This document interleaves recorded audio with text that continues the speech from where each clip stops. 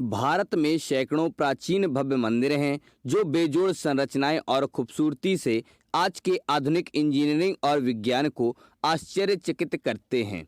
और उनमें से एक है कोणार्क सूर्य मंदिर, जो सबसे रहस्यमयी मंदिरों में से एक है।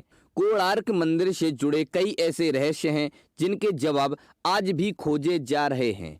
कहा जाता है कि एक समय इस मंदिर के शीर्ष पर एक विशेष प्रकार का विशालकाय चुंबक था, जिसके कारण सूर्यदेव की मूर्ति हर समय हवा में लटकी रहती थी। ऐसे में सवाल उठता है कि सैकड़ों साल पहले कोणार्क मंदिर कैसे बना होगा और क्या कारण है कि पिछले 118 सालों से इस सूर्य मंदिर का मुख्य द्वार बंद है। तो चलिए इस वीडियो के माध्यम से जानते हैं। कोणार्क मंदिर भारत के उड़ीसा राज्य में पुरी शहर से 35 किलोमीटर की दूरी पर कोणार्क नाम के एक शहर के अंदर स्थित है। कहा जाता है कि कोणार्क मंदिर का निर्माण पूर्वी गंगा वंश के राजा नरसिंह देव प्रथम ने लगभग 1250 ईसा पूर्व में करवाया था। यहाँ तक कि इस मंदिर की संरचना भी सूर्यदेव के रथ की तरह की गई है। दरअसल हिंदू धर्म में सूर्यदेव को पूरे ब्रह्मांड के जीवन का स्रोत बताया गया है और ऐसा माना जाता है कि सूर्यदेव 7 बेहद शक्तिशाली घोड़ों द्वारा खींचे गए रथ पर आकाश में भ्रमण करते हैं। इस काल्पनिक रथ से प्रेरित होकर इस मंदिर का डिजाइन तैयार किया गया है, जिससे यह सूर्यदेव के रथ की तरह दिखाई देता है।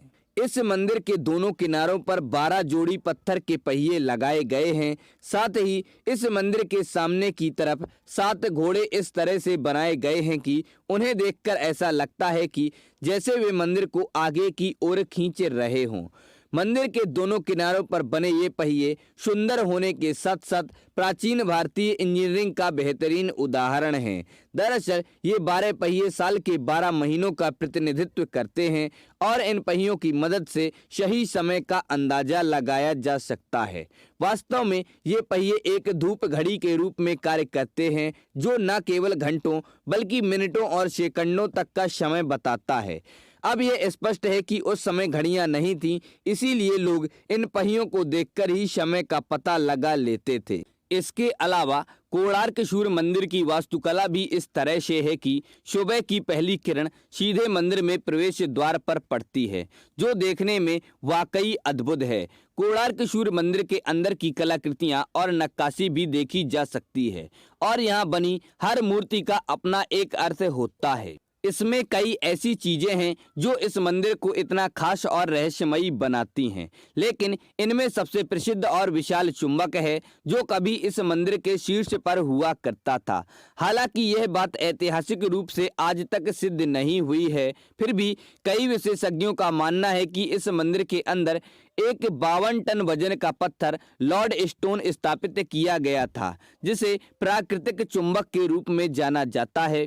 इस विशाल चुंबक के कारण कोणार्क सूर्य मंदिर के अंदर स्थापित भगवान सूर्य हमेशा हवा में लटकी रहती थी और इस तरह हवा में लटकी रहना अपने आप में किसी आश्चर्य से कम नहीं था। अब अलग अलग लोग अलग अलग कहानियां बताते हैं कि इस चुंबक का क्या हुआ और आज के समय में यह कहां पर है, जिसमें सबसे प्रसिद्ध सिद्धांत यह है कि शुरू में यह मंदिर समुद्र के किनारे हुआ करता था, लेकिन समय के साथ धीरे धीरे समुद्र का पानी कम होता गया और यह मंदिर तट से कई किलोमीटर दूर हो गया।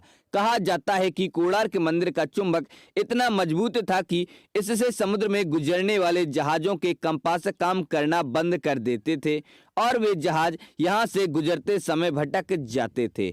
ऐसा कहा जाता है कि पुर्तगाली नाविक इस चुंबक और भगवान सूर्य की मूर्ति को अपने जहाजों को बचाने के लिए मंदिर से ले गए थे और इसके गिरने का असली कारण कोणार्क सूर्य मंदिर चुंबक का बाहर निकलना था। दरअसल कुछ विशेषज्ञों का मानना है कि कोणार्क मंदिर की संरचना को मजबूत करने और उसे खड़ा रखने में चुंबक की बड़ी भूमिका थी, क्योंकि इस मंदिर को बनाने के लिए इस्तेमाल किए गए पत्थर को लोहे के ब्लॉकों के नीचे रखा गया था ताकि चुंबकीय शक्ति के कारण सभी पत्थर अपनी जगह पर स्थिर रहें।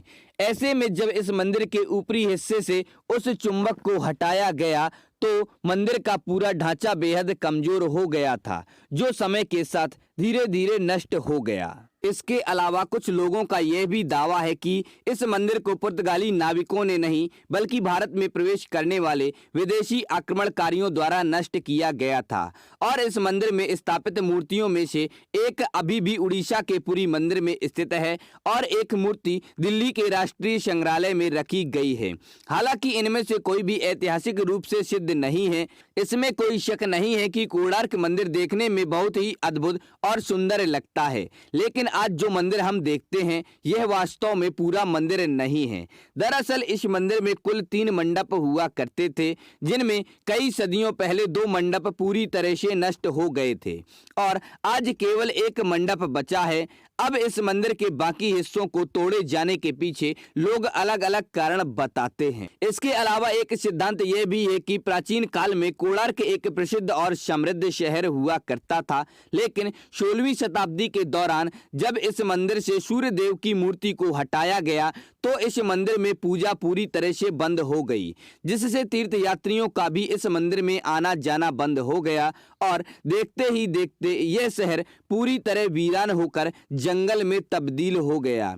फिर कई शताब्दियों के बाद जब इस मंदिर की खोज की गई तो इसकी हालत बहुत खराब हो गई थी और इसके कई हिस्से पूरी तरह से ढहकर नष्ट हो गए थे।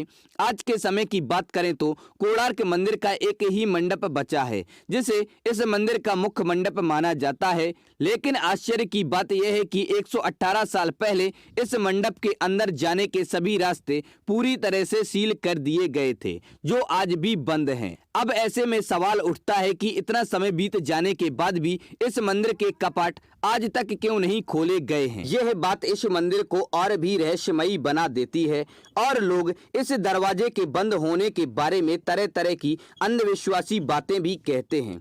हालांकि इसके बंद होने के पीछे तर्क यह है कि 19वीं सदी के अंत तक इस मंदिर का आखिरी मंडप भी कमजोर होकर ढहने की कगार पर पहुंच गया था और इसे ढहने से बचाने के लिए तत्कालीन गवर्नर जॉन वुडबर्न ने वर्ष 1901 में इस मंदिर के अंदर रेत भरकर इसके सभी दरवाजों को सील कर दिया गया था। इसके बाद न जाने कितनी बार इस मंदिर के मुख्य द्वार को खोलने की बात कही गई, लेकिन हर बार अलग अलग कारणों से इस दरवाजे के खुलने को टाल दिया गया। आज भी 118 साल बीत चुके हैं, लेकिन अभी भी मंदिर का दरवाजा बंद पड़ा हुआ है। ऐसे में लोगों के मन में यह सवाल आता है कि क्या सच में मंदिर को गिरने से बचाने के लिए इस दरवाजे को बंद कर दिया गया था या इसके बंद होने के पीछे कोई और राज छिपा हुआ है। तो दोस्तों, आप लोगों को ये वीडियो कैसा लगा? पसंद आया तो इसे लाइक करें और अपने दोस्तों के साथ शेयर करें। हमारे चैनल पर पहली बार आए हैं तो हमारे चैनल फैक्ट्स क्रिएटर जी को सब्सक्राइब करें और बेल आइकन भी दबा दें।